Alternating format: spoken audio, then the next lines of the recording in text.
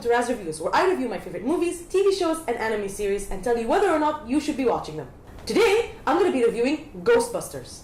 Ghostbusters is a reboot of the movie with the same name that was released in 1984, but this time it centers around an all-female team. The movie stars Kirsten Wiig, Melissa McCarthy, Leslie Jones, Kate McCann, and it's directed by Paul Feig. So the movie is about 4 paranormal researchers in New York who are trying to prove the existence of ghosts in the city. Now, when this movie was announced, there was a bit of a negative backlash because people are getting sick and tired of reboots. I personally don't have a problem with reboots. To me, a good film is a good film. I'm not a big fan of them. I don't go, yay, a reboot. Most of the time, reboots aren't, but you gotta live with it. So when they released a trailer for the movie, this is when the backlash started because the trailer wasn't good. None of the trailers were good. It wasn't funny, it seemed lame, it lacked the heart of the original, so people freaked out. However, the people who didn't like the trailers also got attacked and were accused of being sexist because the movie stars an all-female team and they thought people didn't like it because it was all girls, but that was the case for some people, not everyone. But anyway, it was a big, giant shitstorm. So after all the drama and all the chaos that unfolded, what is the result? What is the movie? And the result is meh. I mean, it was funny at parts, it had a lot of creepy dialogue, Kirsten Wiig did her thing, Melissa McCarthy did her thing, not as much as usual, but I found the movie to be super okay. Nothing fantastic, nothing hilarious, nothing amazing, and at the same time, it wasn't that bad. I was hoping it was going to be worse than fine, because of all the backlash and the drama. I can come here and shit on it, but it wasn't. And at the same time, it wasn't great. So, meh is really all we got. I really liked Paul Feig's earlier work, especially Spy. So I was excited that he was going to do this movie, and he was working with the same cast that he usually works with, so I thought it was going to be a really good success. However, the characters did not really stand out like they usually stand out in his movies. They weren't as fleshed out. But at the same time, the funny beats were there, the moments and the interaction and the chemistry was there, so it was okay. Not one of his best work, but it was fine. So now I'm going to talk about the top 3 things that I liked about this movie. Number 3 was Chris Hemsworth. Chris Hemsworth in this movie was really, really fun. I really enjoyed his character. I thought he was really funny. And of course, he's Thor, and he brought all the abs. All the abs were in the movie, and it was great. The film knows that he's a super attractive man, and they treat him that way. Sometimes it was a little bit too much how the girls were reacting to him. It felt a little offensive sometimes. Maybe it felt a little very, very feminist, like how a very beautiful woman would be and she would get objectified a lot. And it felt like the movie was doing that in reversal, and it was objectifying Chris Hemsworth in the film. And I guess it was okay, it was funny, but at the same time, sometimes it went a little bit too far, but still it was very enjoyable because I was objectifying him myself. Also, Chris was really, really funny. He played like a ditzy receptionist, and he was really stupid, an incredibly dumb character, which gives you a lot of comedic moments.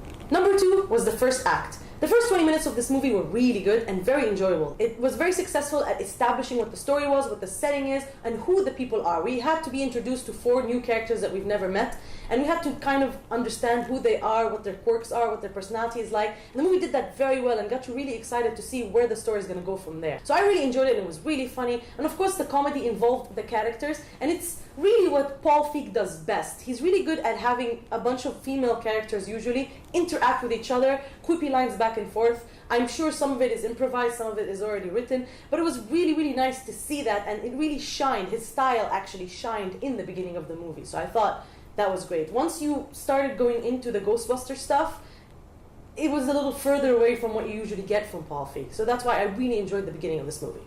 The number 1 thing I liked about the movie was Leslie Jones.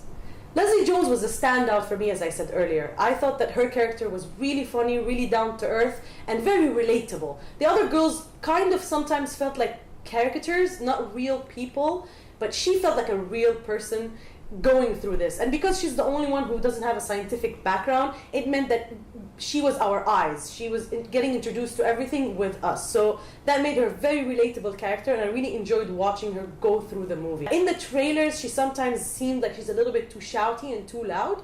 However, in the movie, she actually wasn't. In context, her comedic scenes and her moments actually worked very well. And this is the thing about Paul Feig's trailers usually. I mean, the trailer for Bridesmaids was terrible, and the trailer for Spy was even worse. I wasn't even going to watch Spy. So in this case, I felt that the trailers did not do Leslie Jones justice. She was much funnier in the movie, and I really enjoyed her character very much. I've enjoyed Leslie Jones in SNL, but I've never seen her do anything emotional. She was always doing her persona. But in this movie, I felt for her character, I felt she wanted a friend, she wanted to belong, she wanted to be with these people. You felt that from her, and it made her really, really down to earth and a really enjoyable character, as well as the comedy that she was a part of. It really all worked together very well. Now I'm going to talk about the top 3 things I didn't like about the movie.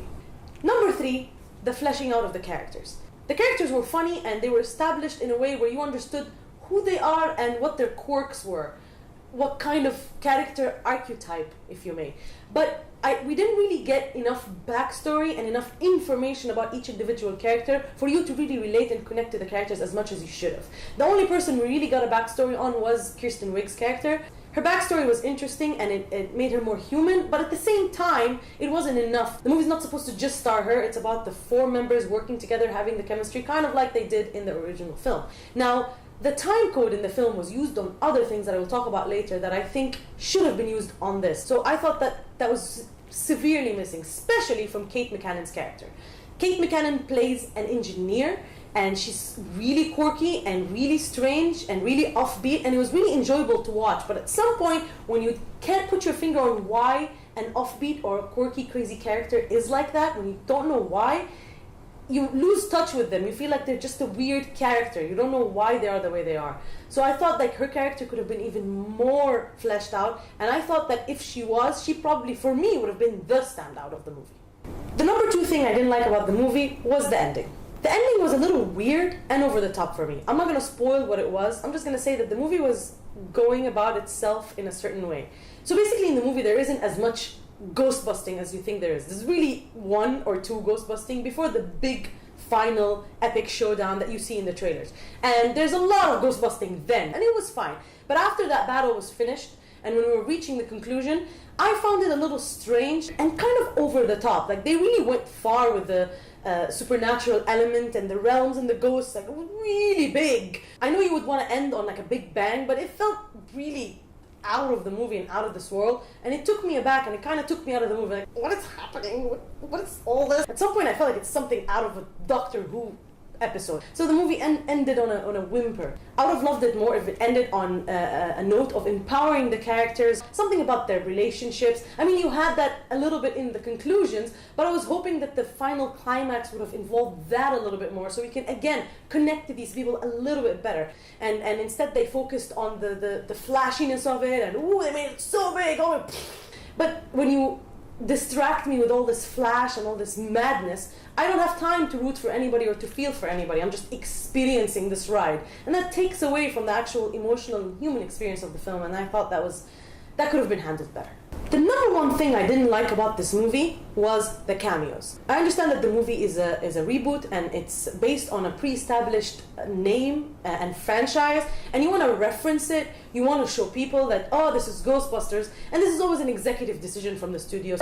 We should put the logo in there so they buy tickets and go. But at the same time, people did not want this reboot. Nobody asked for this reboot. So when you make a reboot movie because you want people to come see it because they have some sort of nostalgia or some relationship to the brand, fine, you're doing it, but you have to make sure that the movie is good on its own, that it stands, that people watch it and enjoy it. And when you do it with an all-female cast, you're changing a lot, you're establishing it as its own thing, not a continuation of the story, which I think it should have been. If it was a continuation of the story, I think it would have been much better. Just establish it in the same universe, have cameos and connections from things that have happened in the past, the nice Easter eggs. It would have made sense because it would have been part of the story and part of the overall universe. They wanted to separate the story. They're like, no, it's a reboot, it doesn't exist in the original universe, nothing happened, Bill Murray and those guys don't exist. Fine.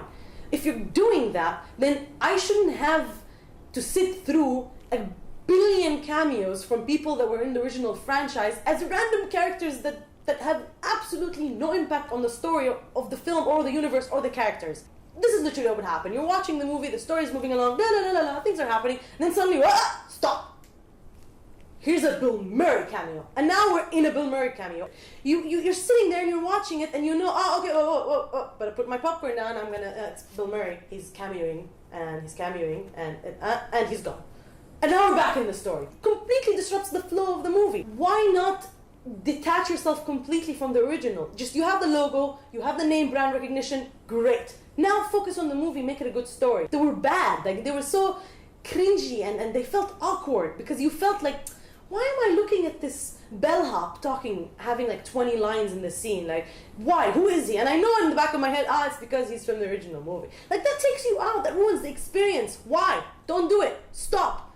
Those unnecessary cameos that were shoved in my face took away time code that could have been spent on the fleshing out the characters I was talking about. We could have had more scenes, more interactions between people, better storytelling, better transitions between scenes, pacing. At some point, like, the movie kind of slows down in the middle and honestly becomes boring because something's happening, but then we stop and then it's somebody from the original film. They want it's this guy. But you don't want that. You want that in a convention. You're in Comic-Con and this guy is like, it's the guy from Ghostbusters. You want that then. You don't want that when people are in your film trying to live the world, trying to connect in the world, trying to engage. You don't want that then. You don't want them to disengage and be like, it's Bill Murray.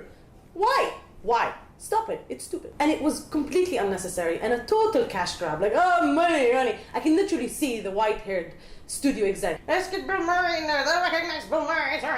No need whatsoever. People are coming to the movie. People are going to watch it. So they were the worst thing about this movie, and they really bothered me while I was watching it. All in all, the movie had a lot of flaws, but it also had a few nice moments. Nothing impressive, nothing destructive, just completely down in the middle. And that's why my rating for this movie is a 5. So Ghostbusters, should you watch it? Should you check it out? Should you go to the cinema and see it? I personally don't think that it's worth the cinema ticket, honestly. I think it's a fine movie if it's on TV while you're hanging out with your friends and you're having a pizza and you want to put something in the background. You half watch, half talk to each other. If you want to see it out of curiosity, that's fine. If you want to skip it completely, you're not really missing out on much. Like I said, it's meh. Why would you spend time on that? So, did you watch Ghostbusters? Did you rage quit life when you saw that trailer? Did you completely troll that comment section? Let me know in the comments below. And also, feel free to ask me for any movie that you would like me to review in the future. And don't forget to like, share, and subscribe to our channel, and look forward to more reviews coming your way soon.